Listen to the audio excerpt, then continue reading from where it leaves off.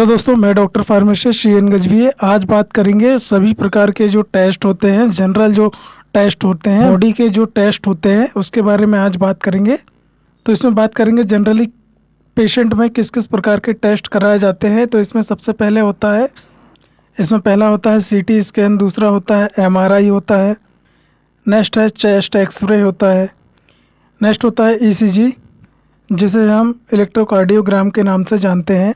अगला होता है टेस्टोस्टेरोन टेस्ट होता है, और होता है वायरल एंटीजन एंड एंटीबी टेस्ट जिसमें एचआईवी टेस्ट और एचवीएस टेस्ट और एचसीबी टेस्ट किया जाता है। ठीक है दोस्तों।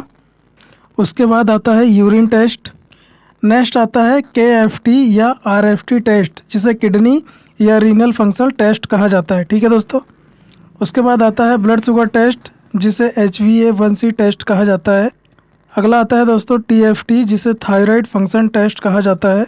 नेक्स्ट आता है LFT test, liver function test के नाम से जिसे जाना जाता है। उसके बाद आता है लिपिड प्रोफाइल टेस्ट। नेक्स्ट आता है CBC test, complete blood test count जिसे कहा जाता है, जिसमें CBC में सबसे पहले बात किया जाए इसमें वाइट ब्लड टेस्ट जिसे WBC टेस्ट कहा जाता है, प्लेटलेट होता है, plasma serum, red blood cells होता है। उसके बाद आता है हीमोग्लोबिन टेस्ट। जैसा आप वीडियो पे देख पा रहे हैं, CBC टेस्ट जो होता है कंप्लीट ब्लड काउंट में, इसमें आप देख सकते हो रेड ब्लड सेल्स जो है उसको काउंट किया जाता है, हीमोग्लोबिन को काउंट किया जाता है, और हीमेटोक्राइट काउंट किया जाता है, सीरम आयरन टेस्ट किया जाता है, मीन कॉर्प MCV टेस्ट किया जाता है, HV/MCH टेस्ट किया जाता है, total iron binding capacity in iron TIVC test किया जाता है। नेक्स्ट आता है दोस्तों लिपिड प्रोफाइल टेस्ट। तो लिपिड प्रोफाइल टेस्ट में कौन कौन सी टेस्ट की जाती है, यहाँ पर कोलेस्ट्रॉल लेवल चेक किया जाता है, यहाँ पे LDL कोलेस्ट्रॉल कैलकुलेट किया जाता है, यहाँ पे HDL कोलेस्ट्रॉल चेक किया जाता है, ट्राइग्लिसराइड चेक किया जाता है, नॉन HDLC टेस्ट किया जाता है, TG to HDL ratio calculate किया जाता है लिपिड प्रोफाइल टेस्ट में। ठीक है दोस्तों। जैसा आप स्क्रीन पर देख पा रहे हो, टोटल कोलेस्ट्रॉल यहाँ पर चेक किया जाता है, LDL कोलेस्ट्रॉल और HDL कोलेस्ट्रॉल चेक किया जाता है। अब यहाँ पर बात करेंगे LDL और HDL का क्या मतलब होता है। LDL का मतलब होता है लो डेंसिटी लिपिड और HDL का मतलब होता है हाई डेंसिटी लिपिड। और यहाँ पे चेकआउट किया जाता है ट्राइग्लिसराइड के बारे में। आप स्क्रीन पर देख पा रहे हो, यहाँ पे जो ऑप्टिमम वैल्यू दे रखी है वो कितनी है। आप स्क्रीन पर देख पा रहे हो, यहाँ पे टोटल जो कोलेस्ट्रॉल है, कोलेस्ट्रॉल की यूनिट की बात करें, mg/डेसीलीटर की बात करें, इसमें ऑप्टिमम तो 200 से कम होना चाहिए। ठीक है दोस्तों। इसमें मिलीमोल पर लीटर में बात करें तो यहाँ पे 2.5 से कम होना चाहिए ऑप्टिमम जो कोलेस्ट्रॉल की यूनिट है। ठीक है दोस्तों। ऐसे ही बात करेंगे ट्राइग्लिसराइड जो है उसकी मिलीग्राम पर डेसीलीटर में बात करें तो 150 से कम होना चाहिए, और यहाँ पे हम मिलीमोल पर लीटर के बारे में बात करें तो उसकी ऑप्टिमम जो वैल्यू है वो होना चाहिए 1.69 से कम होना चाहिए। ठीक है दोस्तों। तो ये होती है इसकी ऑप्टिमम वैल्यूज़। यहीं पे यदि कोलेस्ट्रॉल और जो ट्राइग्लिसराइड है उसकी वॉल्यूम जो है हाई हो जाती है तो यहाँ पे हार्ट से रिलेटेड प्रॉब्लम हो सकती है। हार्ट की जो कोरोनरी आर्टरी होती है, वहाँ पर कोलेस्ट्रॉल और जो ट्राइग्लिसराइड है वहाँ पे एक्यूमुलेट हो जाता है। मतलब कि कोलेस्ट्रॉल और ट्राइग्लिसराइड जो है जो होती है वहाँ पे आके इकट्ठा हो जाता है, जिस कारण से हार्ट अटैक की प्रॉब्लम हो सकती है। ठीक है दोस्तों। अब नेक्स्ट बात करेंगे LFT के बारे में। LFT का मतलब होता है लीवर फंक्शन टेस्ट। तो यहाँ पे देखिए लीवर के जो फंक्शन होता है उसका टेस्ट होता है, लीवर के फंक्शन के टेस्ट होते हैं। तो यहाँ पे किस किस का टेस्ट किया जाता है, ये लीवर के जो फंक्शन होता है उसका टेस्ट किया जाता है। तो ये टेस्ट करते हैं तो उसमें क्या क्या जानकारी मिलती है, तो यहाँ पे एल्बुमिन सीरम के बारे में जानकारी मिलती है, एल्कलाइन फॉस्फेट्स सीरम के बारे में जानकारी मिलती है, बिलिरुबिन डायरेक्ट सीरम के बारे में जानकारी मिलती है, बिलिरुबिन टोटल सीरम के बारे में जानकारी मिलती है, प्रोटीन सीरम के बारे में जानकारी मिलती है, SGOT AST टेस्ट के बारे में जानकारी मिलती है, SGPT ALT टेस्ट के बारे में जानकारी प्राप्त होती है, GGTP gamma test GT gamma GT test के बारे में जानकारी प्राप्त होती है, बिलीरुबिन इन डायरेक्ट सीरम के बारे में जानकारी प्राप्त होती है, ग्लोबुलिन के बारे में जानकारी प्राप्त होती है, एल्बुमिन के बारे में जानकारी प्राप्त होती है, एजी रेशियो के बारे में जानकारी प्राप्त होती है। ठीक है दोस्तों, यहाँ पर चेक कर लिया जाता है कि नॉर्मल लीवर है या फिर नॉर्मल लीवर नहीं है, या फिर सिरोसिस का केस है, या फिर लीवर में कहीं कैंसर तो नहीं है। तो ये जानकारी होती है लीवर फंक्शन टेस्ट से। ठीक है दोस्तों, नेक्स्ट बात करेंगे TFT थायराइड फंक्शन टेस्ट। तो बात करेंगे दोस्तों थायराइड फंक्शन में क्या क्या चीज़ चेक की जाती है। तो यहाँ पे T4 T3 और TSH का, तो यहाँ पे T3 और T4 और TSH का लेवल टेस्ट किया जाता है। अब यहाँ पर बात करेंगे T3 और T4 क्या होता है। तो T4 होता है थायरॉक्सिन, जबकि T3 होता है ट्राई आइडोथायरॉक्सिन, और TSH होता है थायरोट्रोपिन स्टिमुलेटिंग हॉर्मोन्स। ठीक है दोस्तों, तो बात करेंगे दोस्तों यहाँ पे T4 जो है उसका लेवल कितना होना चाहिए। 4.8 से लेके 10.8 होना चाहिए, और जो फ्री T3 का वॉल्यूम है वो कितना होना चाहिए, 0.7 से लेके 2.0 होना चाहिए, और TSH का जो वॉल्यूम होना चाहिए वो होना चाहिए 0.4 से लेके 6.2 तक। ठीक है दोस्तों, अब बात करेंगे दोस्तों रिजल्ट की। तो आप देख सकते हो TSH का जो वॉल्यूम आया है, रिजल्ट आया है 20.6 आया है, जो कि बहुत ज़्यादा हाई है। और T3 की बात करें तो ये 0.9 आया है, मतलब ये 0.7 से लेकर 2.0 के बीच में 0.9 आया है। ठीक है दोस्तों, तो ये नॉर्मल है। तो T4 का जो लेवल आया है 1.6 आया है। 1.6 मतलब ये 4.8 से कम है। ठीक है दोस्तों, तो यहाँ पे T4 लेवल जो है वो कम हो जाता है, लो हो जाता है। अब बात करेंगे दोस्तों यहाँ पे TSH का लेवल यदि कम हो जाता है या बढ़ जाता है तो थायराइड से रिलेटेड बीमारियाँ हो जाती है। अब बात करेंगे दोस्तों यहाँ पे ब्लड शुगर टेस्ट की, मतलब कि ब्लड में शुगर का लेवल कितना होना चाहिए। तो यहाँ पे मिलीग्राम पर डेसीलीटर में इसको काउंट करते हैं। तो ब्लड शुगर की बात करें, नॉर्मल लेवल जो होता है दोस्तों फास्टिंग में 80 से 100 होता है, और आफ्टर ईटिंग के बाद 170 से 200 होता है, और 2 से 3 घंटे के बाद, मतलब 2 से 3 घंटे के बाद ईटिंग के बाद कितना होना चाहिए, तो 120 से लेकर 140 नॉर्मल होना चाहिए। ठीक है दोस्तों, ये तो हुई दोस्तों नॉर्मल रेंज जो होनी चाहिए उसके बारे में, ब्लड शुगर की जो नॉर्मल रेंज होनी चाहिए। दोस्तों एम्पायर्ड ग्लूकोज लेवल कितना होना चाहिए। तो एक फास्टिंग की में बात करेंगे 101 से लेकर 125 मिलीग्राम पर डेसीलीटर होना चाहिए। आफ्टर ईटिंग की बात करें, खाने के बाद कितना होना चाहिए, तो 190 से लेकर 230 के बीच में होना चाहिए मिलीग्राम पर डेसीलीटर। ठीक है दोस्तों, 2 से 3 घंटे के बाद कितना होना चाहिए, खाना खाने के बाद 2 से 3 घंटे खाना खाने के बाद कितना होना चाहिए एम्पायर्ड ग्लूकोज लेवल, वो होना चाहिए 140 से लेके 160 मिलीग्राम पर डेसीलीटर। ठीक है दोस्तों, जो कि प्री डायबिटिक वाला सिचुएशन होता है, मतलब कि अभी यहाँ पे डायबिटीज़ हुई नहीं है, डायबिटीज़ होने ही वाली है। तो यहाँ पे इम्पेयर्ड ग्लूकोज लेवल जो रेंज आप देख रहे हो इतनी होना चाहिए। ठीक है दोस्तों, अब यदि किसी को डायबिटीज़ हो गई है तो उसमें शुगर लेवल कितना होना चाहिए नॉर्मल फास्टिंग में, आफ्टर ईटिंग, या फिर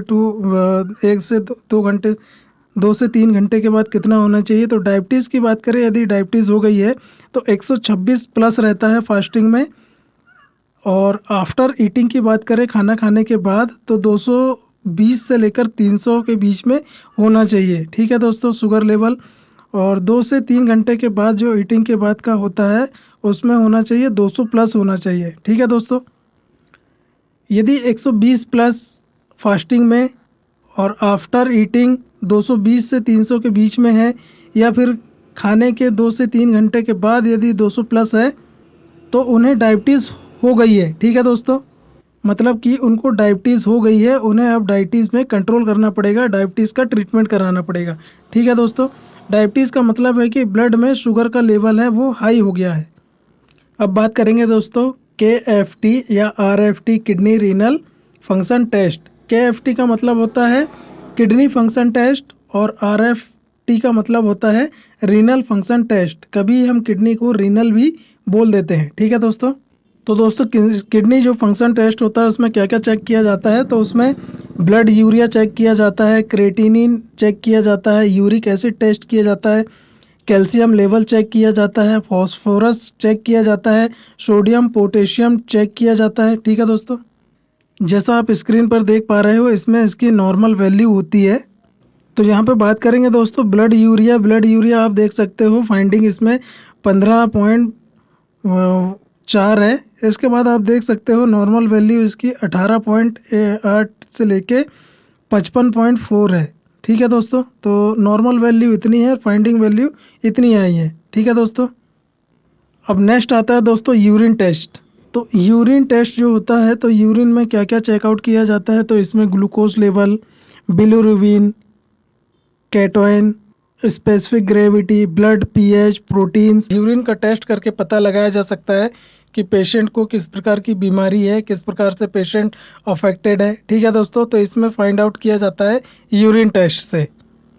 अब आता है दोस्तों viral antigen and AV test, antigen V test, ठीक है दोस्तों। तो वायरल टेस्ट में दोस्तों HIV टेस्ट, HVS-AG टेस्ट मतलब हेपेटाइटिस बी, और SCV मतलब हेपेटाइटिस सी। तो दोस्तों अब यहाँ पर क्या करते हैं, ये एक प्रकार का एंटीजन और एंटीवी टेस्ट होता है। तो यहाँ पर एक किट टेस्ट होता है। तो किट में आप देख सकते हो इसमें S लिखा है, तो यहाँ पे ब्लड को फिल कर दिया जाता है। तो यहाँ पे जैसे ही ब्लड को फिल किया जाता है तो आप आगे देख रहे हो यहाँ पे 2 लाइन दिखाई जा रही है। पहला इसमें देख सकते हो आप C दिख रहा है आपको, दूसरा दिख रहा है T। तो C मतलब होता है कंट्रोल लाइन। तो यहाँ पे T वाला जो लाइन है दोस्तों, T वाला यदि रेड हो जाता है तो ये हो जाता है पॉजिटिव, ठीक है दोस्तों। अब नेक्स्ट आता है दोस्तों टेस्टोस्टेरोन टेस्ट। तो टेस्टोस्टेरोन एक मेल हार्मोन्स होता है जो मेल के सेकेंडरी फंक्शन को शो करता है, फैक्टर को शो करता है, जिसमें दाढ़ी मूंछ आना और एग्रेसिवनेस का हो आ जाना, ये कहलाता है टेस्टोस्टेरोन टेस्ट। तो देखिए दोस्तों इसको कैसे चेक किया जाता है। जो टेस्टोस्टेरोन टेस्ट होता है तो उसे एक तो ब्लड टेस्ट के द्वारा चेक किया जाता है, एक यूरिन के द्वारा टेस्ट किया जाता है, यूरिन टेस्ट के द्वारा चेक किया जाता है, एक सलावे टेस्ट के द्वारा ठीक किया जाता है, ठीक है दोस्तों। तो देखिए दोस्तों टेस्टोस्टेरोन जो है मेल और फीमेल दोनों में पाया जाता है। तो बात करेंगे दोस्तों मेल और फीमेल में टेस्टोस्टेरोन का लेवल जो है कितना होना चाहिए। तो टेस्टोस्टेरोन लेवल का बात करें सबसे पहले मेल में तो वो होता है 270 से लेके 1070 नैनोग्राम पर डेसीलीटर होता है, ठीक है दोस्तों। वहीं बात करें जाए टेस्टोस्टेरोन लेवल जो है वुमेन में कितना होना चाहिए, फीमेल में कितना होना चाहिए, तो 15 से लेके 70 नैनोग्राम पर डेसीलीटर होना चाहिए, ठीक है दोस्तों। मेल में एज के साथ साथ कम होते जाता है, जैसे जैसे एज बढ़ती जाती है वैसे वैसे टेस्टोस्टेरोन का लेवल जो है वो कम होते जाता है, ठीक है दोस्तों। और फीमेल में टेस्टोस्टेरोन लेवल जो है एज के साथ में वेरी करता है। जब फीमेल जो है अडल्ट होती है, अडल्टहुड में होती रहे 6 से लेके 86 नैनोग्राम पर डेसीलीटर तक होता है। और प्रेगनेंसी में जो होता है 26 से लेके 309 नैनोग्राम पर डेसीलीटर होता है। और पोस्ट मेनोपॉजल में होता है 2 से लेके 41 नैनोग्राम पर डेसीलीटर होता है, ठीक है दोस्तों, पोस्ट मेनोपॉज में। अब नेक्स्ट बात करेंगे दोस्तों ECG के बारे में। ECG की फुल फॉर्म होती है इलेक्ट्रोकार्डियोग्राम। तो ECG में क्या चेक किया जाता है, तो यहाँ पे जो हार्ट की रिदम होती है, हार्ट की जो हार्ट बीट होती है उसको चेकआउट किया जाता है ECG में। अगर यहाँ पे 60 से लेके 100 के बीच में हार्ट बीट होती है तो ये नॉर्मल हार्ट रेट होती है, इसे हम साइनस रिदम के नाम से जानते हैं। और यही हार्ट रेट 60 से कम हो जाती है, 60 से कम हो जाती है तो इसे साइनस ब्रेकिकार्डिया कहा जाता है। अगर हार्ट रेट 100 पर मिनट बीट से ज़्यादा हो जाती है तो इसे हम बोलते हैं साइनस टेकिकार्डिया, ठीक है दोस्तों। नेक्स्ट आता है दोस्तों CXR, जिसे हम चेस्ट एक्सरे के नाम से जानते हैं। तो यहाँ पर चेस्ट में जो डिजीज़ होती है उसका पता लगाया जाता है, जैसे कि कोविड-19 और निमोनिया। तो कोविड-19 और जो निमोनिया है, बैक्टीरिया है, वो किस कारण से हुआ है। और एडिमा, एडिमा मतलब फेफड़े या लंग्स में कहीं सूजन तो नहीं है। नेक्स्ट है एफिजन, एफिजन मतलब कि फेफड़े में कहीं पानी तो नहीं भर गया है, मतलब यहाँ पे किसी प्रकार का ब्लीडिंग या फिर पस तो नहीं भर गई है। एम्फाइसीमा का मतलब होता है कि यहाँ पे लंग्स की जो एल्वोलाई होती है उसके बीच में जो सेप्टम होता है वो अगर डिग्रेड हो जाता है, मतलब कि वो रप्चर हो जाता है, तो उसको हम एम्फाइसीमा बोल देते हैं। उसके बाद आता है दोस्तों फाइब्रोसिस। तो इसमें पता लगाया जाता है कि लंग्स में किसी प्रकार का फाइब्रोसिस तो नहीं हो गया है। अब नेक्स्ट आता है दोस्तों एमआरआई। एमआरआई का मतलब होता है मैग्नेटिक रेजोनेंस इमेजिंग। ठीक है दोस्तों, यहाँ पर क्या चेक किया जाता है, तो दोस्तों यहाँ पर जनरली स्पाइनल कॉर्ड, यहाँ पर स्पाइनल कॉर्ड में किसी प्रकार की इंजरी तो नहीं हुई है, यह चेक किया जाता है, या फिर ब्रेन में किसी प्रकार की इंजरी तो नहीं है। और एब्डोमिनल डायग्नोसिस, यहाँ पर पेट के हिस्से में यहाँ पर डायग्नोसिस किया जाता है। ठीक है दोस्तों, एब्डोमिनल वाला जो हिस्सा होता है वहाँ पे चेक किया जाता है एमआरआई से। अब नेक्स्ट आता है दोस्तों सीटी स्कैन। सीटी स्कैन का मतलब होता है दोस्तों कि ये बॉडी के किसी भी पार्ट की 3D इमेज इसमें दिखाई जाती है। बॉडी के किसी पार्ट की 3D इमेज इसमें दिखाई जाती है। ये एक्स-रे बेस्ड ही होता है। जैसे कि एब्डोमिनल पार्ट में किस प्रकार का किसी भी प्रकार के जो पार्ट है उसकी बात करें, एब्डोमिनल रीजन में जैसे कि किडनी है, लीवर है, पैनक्रियाज है, स्टमक है, तो इसके इमेज लेना होता है तो एक साथ ले सकते हैं। तो दोस्तों सीटी स्कैन में जो बॉडी का किसी भी पार्ट है उसका एकदम से 3D इमेज दे दी जाती है, जो कि क्लियर दिखाई देती है 3D इमेज। ठीक है दोस्तों, जैसे कि दोस्तों ब्रेन में किसी प्रकार का डायग्नोसिस करना है या फिर नेक रीजन में किसी प्रकार का डायग्नोसिस करना है, तो वहाँ पे सीटी स्कैन करके उस पार्ट का 3D इमेज ले लिया जाता है। ठीक है दोस्तों, जिससे क्या है क्लियर दिख जाता है कि उस पार्ट में कोई अफेक्ट पार्ट तो नहीं है, कुछ अफेक्टेड तो नहीं है, कुछ पस तो नहीं है, कोई इंजरी तो नहीं है, उसमें क्लियर दिख जाता है। तो दोस्तों सीटी स्कैन के द्वारा उसे किया जाता है, सीटी स्कैन के द्वारा उसे फाइंड आउट कर लिया जाता है। नेक्स्ट है दोस्तों यूएसजी, जिसे हम अल्ट्रासाउंड या फिर अल्ट्रा सोनोग्राफी के नाम से जानते हैं। तो दोस्तों ये 4 प्रकार की होती है, जैसे 2D, 3D, 4D। ठीक है दोस्तों, और डॉपलर अल्ट्रासाउंड। अब यूज़ की बात करें दोस्तों कि इसका कहाँ कहाँ पर यूज़ होता है, जैसे कि यूट्रस से रिलेटेड डायग्नोस करना होता है, या फिर एब्डोमेन से रिलेटेड कोई डायग्नोस करना होता है, या फिर किडनी से रिलेटेड कोई डायग्नोस करना होता है, या फिर ब्लैडर से रिलेटेड कोई डायग्नोसिस करना होता है, उसमें इसका उपयोग किया जाता है, या फिर प्रेगनेंसी में इसका यूज़ किया जाता है, या फिर थायराइड में इसका यूज़ किया जाता है, स्प्लीन में इसका यूज़ किया जाता है। ठीक है दोस्तों, तो यूट्रस में, एब्डोमेन में, किडनी में, और जो ब्लैडर होता है, यूरिनरी ब्लैडर होता है, या प्रेगनेंसी या फिर थायराइड होता है, स्प्लीन होता है, तो उसके बारे में हमें अल्ट्रासाउंड से जानकारी मिल जाती है। मतलब कि एब्डोमिनल रीजन में जितने भी पार्ट होते हैं उसके बारे में ये जानकारी देती है। ठीक है दोस्तों, उम्मीद करता हूँ दोस्तों कि मेरे द्वारा दी गई जानकारी आपको अच्छी लगी होगी, मेरा वीडियो आपको अच्छा लगा होगा। मेरा वीडियो आपको अच्छा लगा तो दोस्तों प्लीज़ आप मेरे वीडियो को लाइक करें, शेयर करें, कमेंट्स करें, और यदि आप मेरे चैनल पर नए हैं तो प्लीज़ आप मेरे चैनल को सब्सक्राइब कर बेल आइकन के बटन को प्रेस कर दें, ताकि आने वाले समय में जब भी कोई नया वीडियो अपलोड करूँ तो उसका नोटिफिकेशन सबसे पहले आपको प्राप्त हो। थैंक यू दोस्तों।